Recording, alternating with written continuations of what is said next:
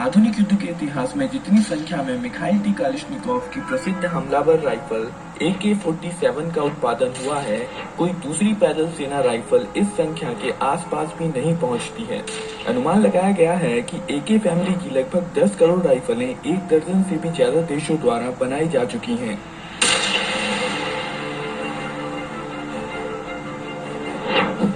इस वीडियो में हम देखेंगे कि AK-47 काम कैसे करती है।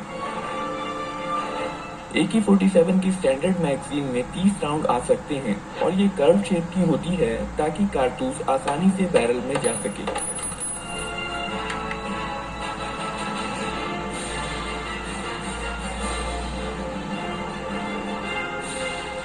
शूटर फ्रंट और रियर साइड की मदद से निशाना लगाता है।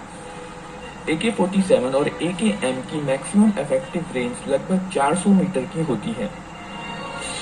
पहली बार फायर करने के लिए ऑपरेटर एक लोडेड मैगजीन को लगाता है, फिर चार्जिंग हैंडल को पीछे खींचकर छोड़ देता है और फिर ट्रिगर दबाता है। सेफ्टी लीवर की मदद से शूटर राइफल को अलग अलग मोड पर सेट कर सकता है। सबसे ऊपरी स्थिति में राइफल सेफ मोड पर है। इस मोड पर सेफ्टी लीवर राइफल को लोड होने से रोकती है। यहाँ पर AK-47 का ट्रिगर मैकेनिज्म दिखाया गया है। जब राइफल सेफ मोड पर है तो ट्रिगर ब्लॉक हो जाता है और इसलिए ट्रिगर को नहीं दबाया जा सकता है। जब सेफ्टी लीवर सबसे निचले स्थान पर होती है तो ट्रिगर अनब्लॉक हो जाता है और राइफल अब सेमी ऑटोमेटिक मोड पर है। जब ट्रिगर दबाया जाता है तो हैमर मेन स्प्रिंग के दबाव में फायरिंग पिन पर चोट करता है। फायरिंग के बाद बोल्ट कैरियर पीछे आता है और हैमर को पीछे धकेल देता है। डिस्कनेक्टर हैमर को पकड़ लेता है। बोल्ट कैरियर रिकॉइल स्प्रिंग के कारण अपनी पहले वाली स्थिति में चला जाता है, जबकि हैमर डिस्कनेक्टर में फंसा रह जाता है। जब ट्रिगर रिलीज किया जाता है तो डिस्कनेक्टर हैमर को छोड़ देता है, पर तुरंत ही हैमर ट्रिगर में अटक जाता है और अब राइफल फिर से फायर करने के लिए तैयार है। इस प्रकार सेमी ऑटोमेटिक मोड में एक बार ट्रिगर दबाने पर राइफल एक ही राउंड फायर करती है। दूसरा राउंड फायर करने के लिए ट्रिगर को रिलीज करना जरूरी होता है। फुल्ली ऑटोमेटिक मोड में सेफ्टी लीवर बीच की स्थिति में होती है और डिस्कनेक्टर को ब्लॉक करके रखती है। इस केस में फायरिंग के बाद यह गर्म गैसों से भर जाती है।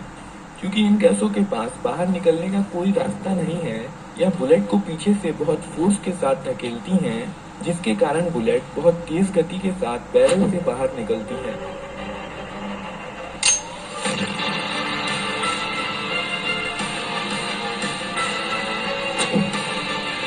यह एक्सपेंड होती हुई गैसें गैस पिस्टन को पीछे की तरफ धकेल देती हैं। यही वजह है कि इस तरह की रिलोडिंग को गैस ऑपरेटेड रिलोडिंग कहा जाता है।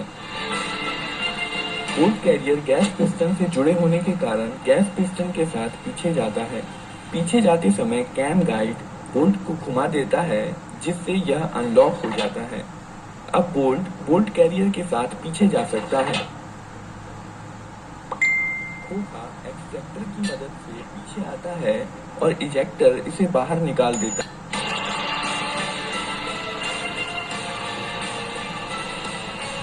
पीछे जाते समय बोल्ट कैरियर हैमर को पीछे धकेल देता है और वापस आते समय बैरल में अगला राउंड लोड कर देता है और इस प्रकार मोड के अनुसार राइफल अगला राउंड फायर करने के लिए तैयार है।